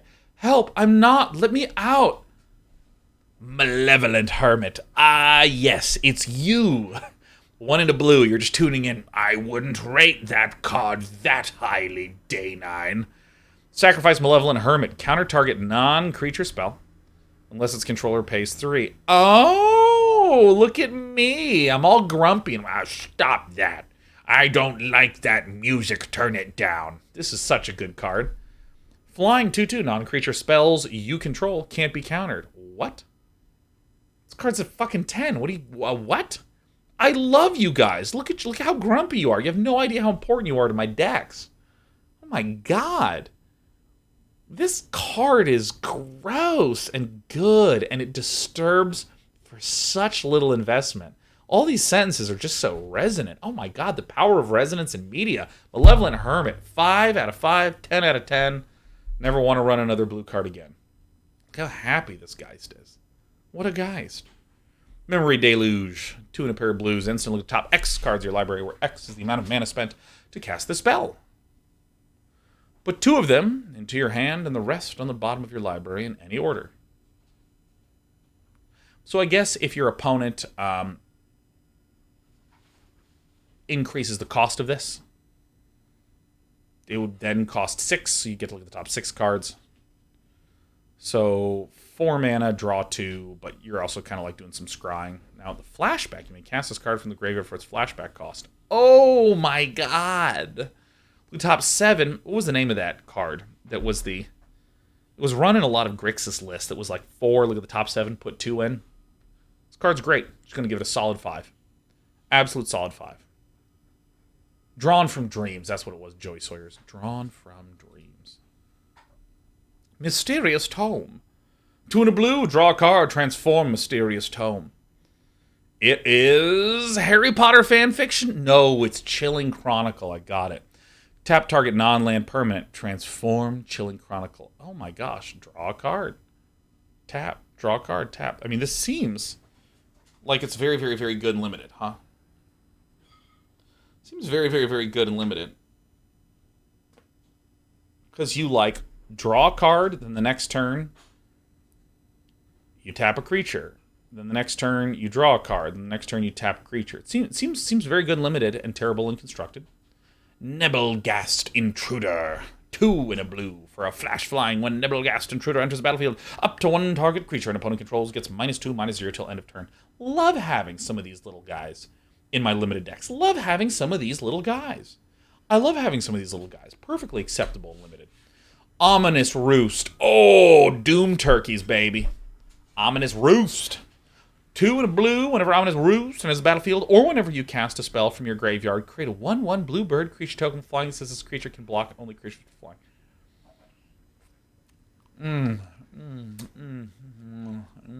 Oh my god. Oh, token generators. This card looks terrible. I think it is an acceptable card in limited. Outside of that, is not very good. I mean, especially not with this giant egg yolk just dripping down on this bird. I mean, that's gross. You need to have some sanitary living conditions in your Ominous Roost. At least have a, an A health grading before you call it ominous, In Constructed, this is a hot 0. This is never going to ever see play in Constructed ever in any format, under any circumstance, even recreationally. This card is truly a terrible, terrible one. Hey, Psymaster54 just bribed us with 5 gifted subs. Roost 5 out of 5. Okay. Listen. We already see in Modern, Legacy, and Vintage, cards in your hand, whatever. cards in your graveyard. Ooh, I'm rubbing my tummy, but it's off camera, so it just looks even more wrong, despite feeling so right. This card just literally leverages something that is already insane. Like this is...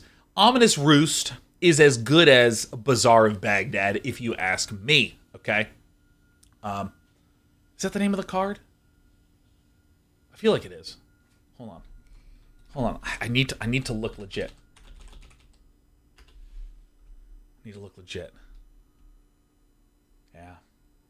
Yeah. Draw 2 cards and discard 3 cards. Yeah, imagine Bazaar of Baghdad with Ominous Roost. You're just dredging things. It's like so good. Oh my god, you can imagine. I bet you just in the same way that Alrund's Epiphany caused people to die to 1/1 Peckers, this is the new Alrund's Epiphany. People are going to be dying to 1/1 Peckers, start to finish. 5 out of 5, best card in the set. I'm lying, the card is trash. All right, Organ Hoarder. 3 and a blue for a 3 and a 2. When Organ Hoarder enters battlefield, look at the top 3 cards, put one of them into your hand and the rest in the graveyard. Hey, that's not actually bad. That's not actually a bad card to have in Limited. I mean, it's, you know, you can just amp up the Disturbs. The Disturbs and the Burbs. You get to draw a card. It's a 3/2. It's a fine body. It seems fine. I mean, it's kind of one of these things that doesn't do a lot. It'll trade. But, you know, just hoarding the organs. Seems solid. Otherworldly Gaze. Oh, yes, look. Here's you, and you, and you, and you, and here's me being like, here's what I think of cards. And you're all just like, oh, I can't look away. My eyes are so huge. The top 3 cards of your library, put any number of them in your graveyard, and the rest back on top of your library in any order. And you can flash it back. I always have a really hard time evaluating these cards. Because this is the kind of card that, like, you just look. You just look. Now, it will allow you to pay 1 to put 3 in the graveyard, and then pay another 2 and put 3 in the graveyard.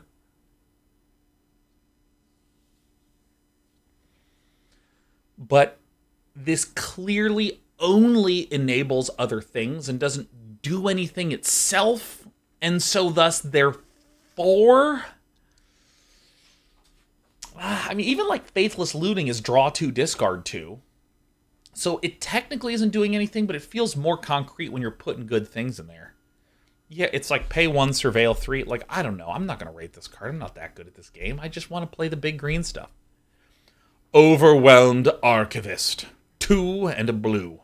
When Overwhelmed Archivist enters battlefield, draw a card, then discard a card. And you can disturb it to make a 2/1 flyer. Whenever it attacks, draw a card and discard a card. This is really good. Overwhelmed Archivist and Archive Haunt. That's so cool. The one that's just doing nothing but working all the time and dies and their soul is bound to their work. Oh, it's so good. Very clearly a limited card. 2/1 flyer for 4 is a little pricey, but still a solid way to finish. I'm quite a fan of it. Seems like a good limited one.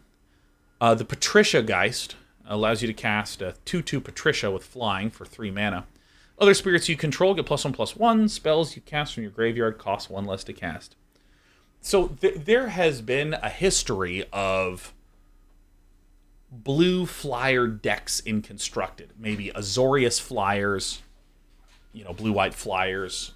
There's been some other experimentation with like Bant spirits and Bant flyers in Constructed recently on MTGA.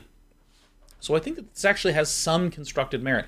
Especially the spells you cast from your graveyard cost 1 less to cast. Like that's, it's a perfectly acceptable, perfectly reasonable, perfectly perfect kind of card. I think this is actually pretty good. This is actually like a pretty solid card. It's absolutely great in Limited. I'd probably give it a 3 or 4 in Limited. The stat line is just slightly low for me to just give it a solid 4. Because like a 2/2 flyer for 3 is like fine. But it's the other spirits you control and the graveyard stuff that feels quite nice. Phantom Carriage. Ah, yes, it's Sheriff and it's Despy, and there's me, getting carted around by my babes. 4 and 2 blue for a 4/4 flyer. When Phantom Carriage enters battlefield, you may search your library for a card with flashback or disturb, and put it in your graveyard, then shuffle. Nice. Very nice limited card. Love this. Love this. It was a little different in AFR, but again, 4 tends to be a pretty meaningful inflection point number in limited. There's a lot of 2-3s and 3-2s and some 3-3s, you know, but then once you get to like 4 toughness, you can block like tons of stuff. Or if you deal 4 damage, you can get through a lot of defensive things that are 1/4s that stop a lot of stuff. So, I mean, the fact that this is a flyer and does that is great. Great. Far too expensive for constructed, but still, I quite like it. Oh, yes, Puppet Stitcher. Puppet.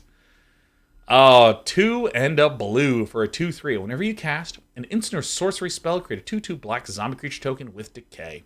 At the beginning of your upkeep, if you control 3 or more creature tokens, you may transform Puppet Stitcher. Oh my god. Already this is exciting. Already this is very, very exciting.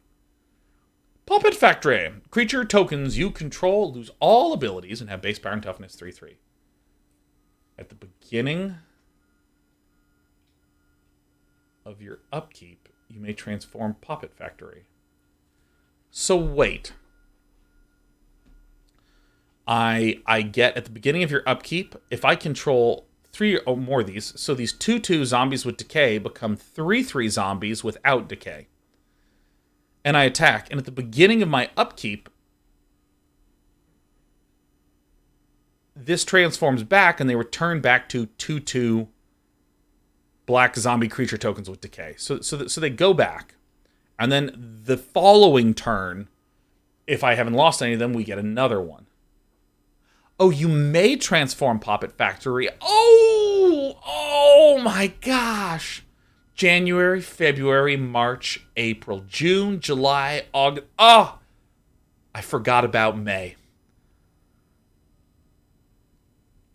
This is... Yeah, this card's actually like better than I thought. The May is very good. Yes, that's why we get paid the medium-sized bucks, ladies and gentlemen. Yeah, I'd give this card. I give this card a 5 in limited. Certainly constructed.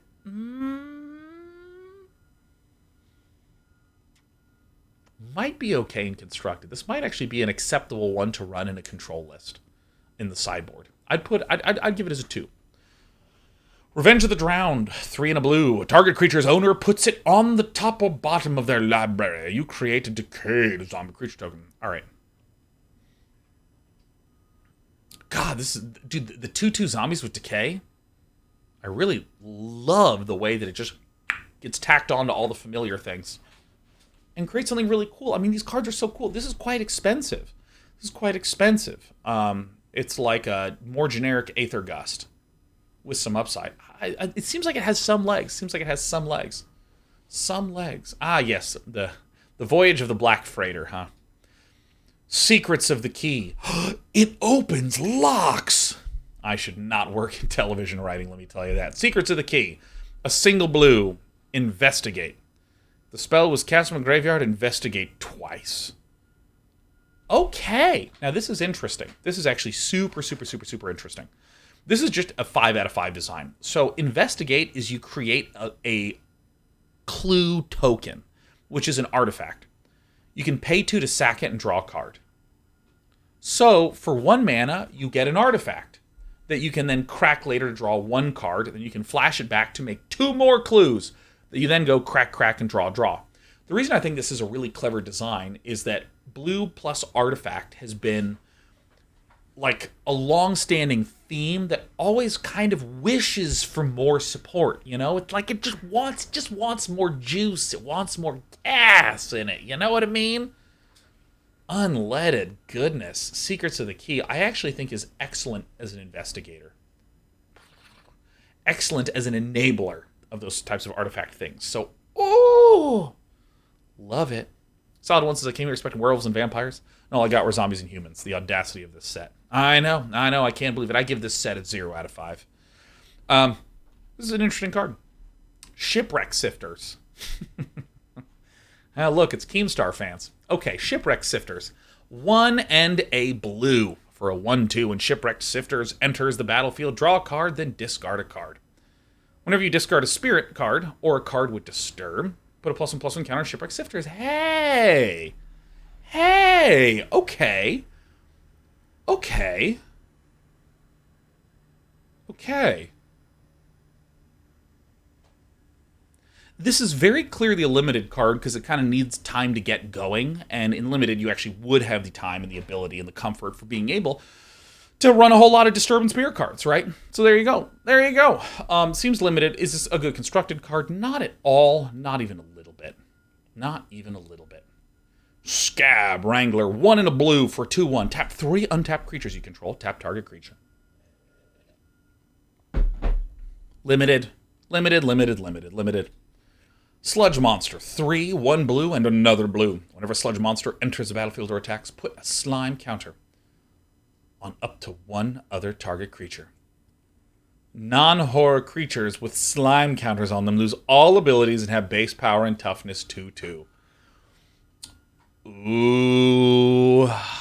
Oh my god. When it enters or when it attacks, you can slime them. Oh my god. Now. What this means is that if Sludge Monster has 3 slime counters on 3 separate of my dudes, I have a bunch of 2/2s, and then if I kill that, all those creatures return back to their normal stuff. Right?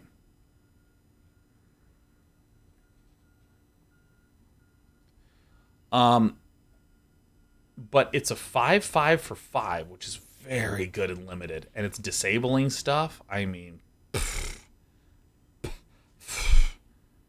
that's incredible. Now remember, this is non-horror creatures with slime counters on them. This is with slime counters on them. So you just put it all over your enemy's things. Very good and limited. Is this good enough and constructed? I don't think so. I don't think it's good enough for constructed. Get out of there. Stay in my limited decks. Otherwise, get out of there. Ocelani says you can undecay the zombies. I mean, kind of. You would turn a 2/2 with decay into a 2/2 that would return to a zombie with decay afterwards. So it's like it's relevant, but it's not. It's about epsilon valuable. Spectral Adversary. Oh, it's an adversary. All right. Oh, that sounds excellent. 1 and a blue for a 2/1. Flash Flying. When Spectral Adversary enters battlefield, you may pay more. When you pay this cost 1 or more times, put that many +1/+1 counters on Spectral Adversary, then up to that many other target artifacts, creatures, and or enchantments. Phase out. Okay.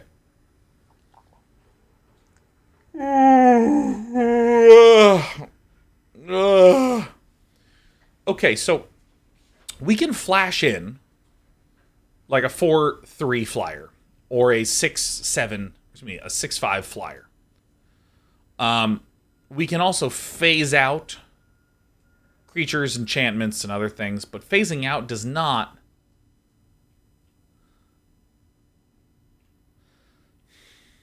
I'd give this a 0. I think this card's terrible. This card is not good at all. So we can just move on. I just think it sucks. It's probably fine and limited because if you just get like a 4/3 flyer, you can bonk some stuff. Maybe flash this in as a 4/3 flyer, phase out all your opponent's things so they don't deal damage, and then swing back to buy a turn. But I don't know. It seems okay. It seems only okay. It seems fine and limited. You'd probably take it, but not like be over the moon about it in limited. And in constructed, you wouldn't run this. Swollen gifted 5 for a bribe. Says, can you please re-rate the previous card, 5 out of 5, referencing my friend Hiroko? She doesn't give a single fuck about Magic, but loves the card art, because she's an artist. And watching your stream. All right. Sludge Monster, you want me to rate this a 5 out of 5? Trivially easy. Oh my god. Look, let me explain to you why this is the new best card in constructed.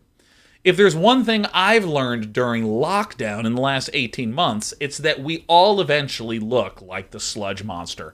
And I can think of no more powerful resonance than a creature that has my body type helping me win games. So here's the way you're going to play a Sludge Monster, right?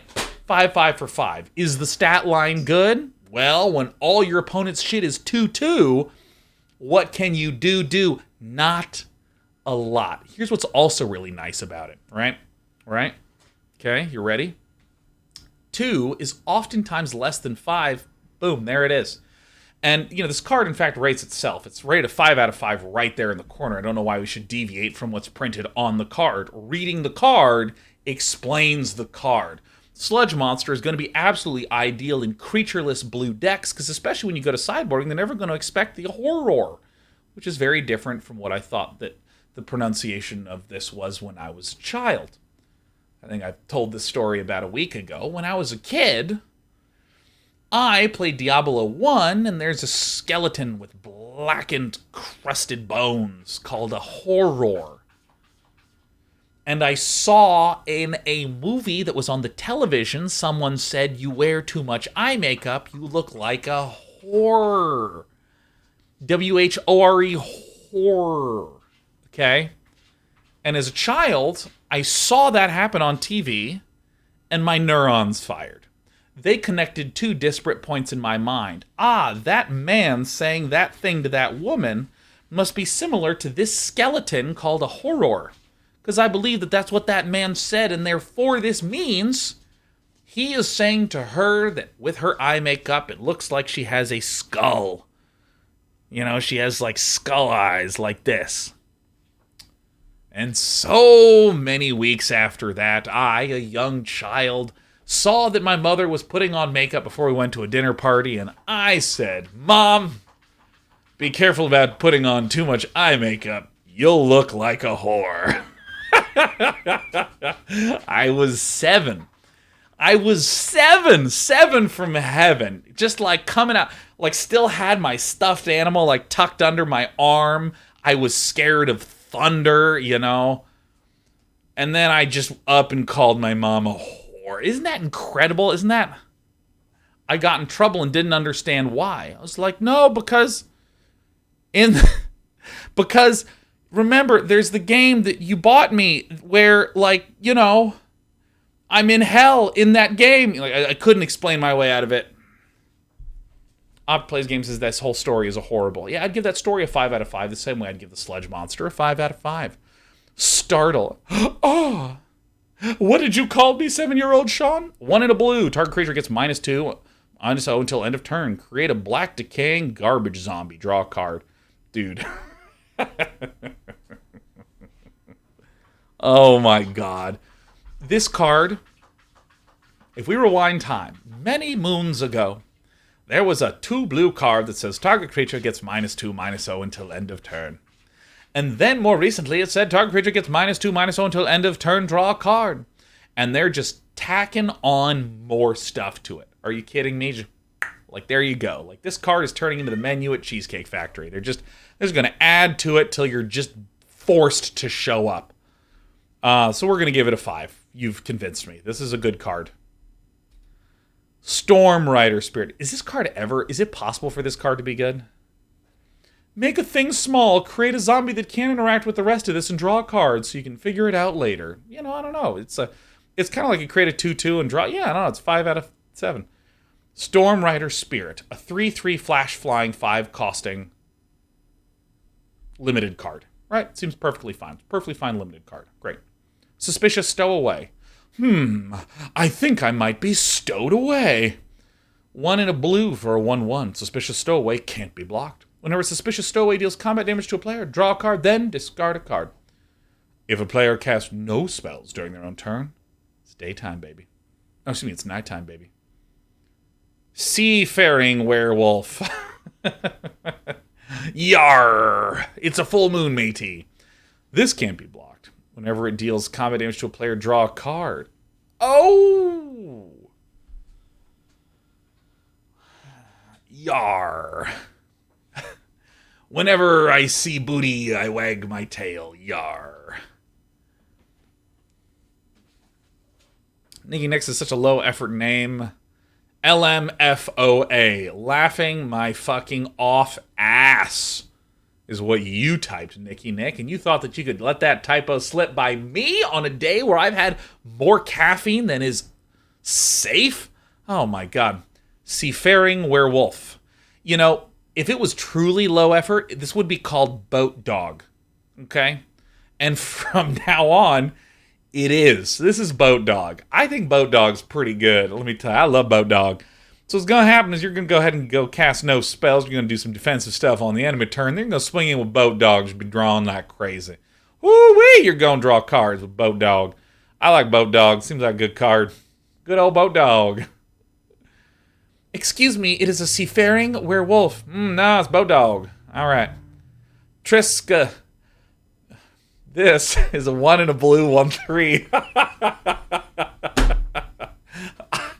It's a Triska-dicophile. It's a Triska-dicophile. This is someone who's afraid of tricking someone into storing their dick in a file, is what this is about. You have no maximum hand side. At the beginning of your upkeep, if you have exactly 13 cards in your hand, you win the game. All right, it's a Triska-dicophile. And of course, there is an etymology expert, right? There's like the grandchildren of Tolkien that are just like, oh, the etymology of this word, it's just so good. Oh my God. I look at the way it connects to the word roots and the win condition. Oh my God. This card rips, slaps, and smacks. I would give this, oh my God, if this card becomes good, can you imagine showing your friend a competitive tournament match where someone wins with Triska-dicophile? Can you imagine that? That would be fantastic. And what is this game? Like, especially if you're looking over here and you see these like hands chopped off and smacked on those clock spots. Oh man. I guess I'm just going to rate this as a 13 out of 5 so we can win the rest of the broadcast. I think this card is... I mean, this is actually my expression when I'm trying to win with it. I don't know. You have no maximum hand size. Draw cards, get swole. All right. Beginning of your upkeep, you have exactly 13 cards. Have you seen the art for Triska-dicophobobia? No.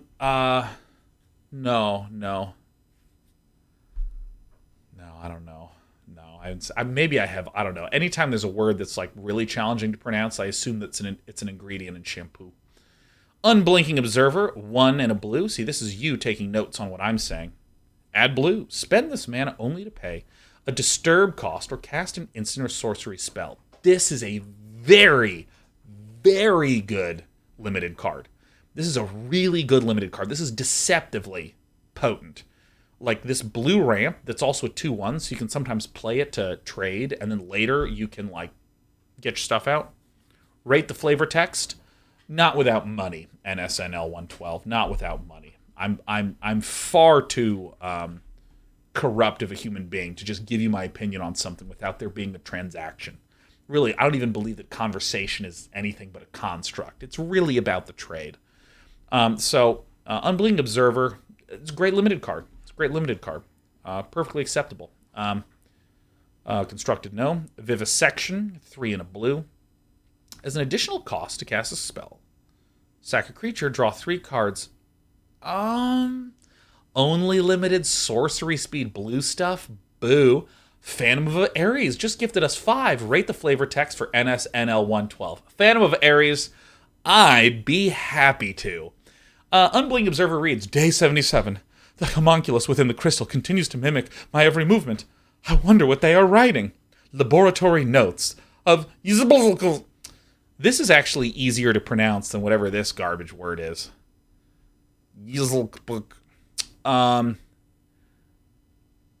NSNL.